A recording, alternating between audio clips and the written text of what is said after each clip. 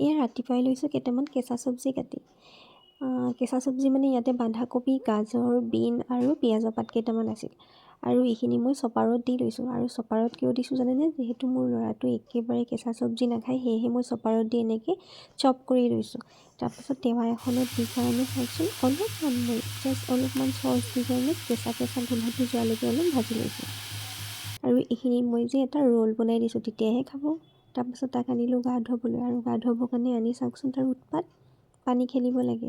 আৰু মই তাক গা ওপৰত এইকাৰণেই ধুৱাওঁ, যিহেতু ঘৰৰ ভিতৰত বহুত ঠাণ্ডা, সেইকাৰণে তাক মই ৰ'দত এনেকৈ ওপৰতে গা ধুব দিওঁ। আৰু অলপমান খেলিবও দিওঁ, তেতিয়াহে অলপমান গাত ৰ'দ লাগিব বা গৰম গৰম ভাৱ আহিব।